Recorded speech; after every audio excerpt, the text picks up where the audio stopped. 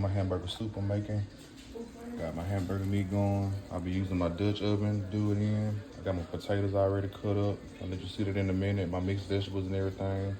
All right, you guys, I got my onions, mixed vegetables. I got my garlic, potatoes, hamburger meat going. This will be the Dutch oven I'm gonna use for my hamburger soup.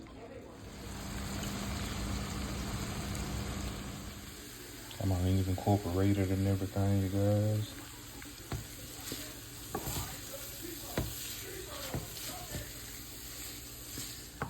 All right, you guys, I got everything incorporated for the hamburger soup. Let everything start cooking and let the potatoes get soft and everything.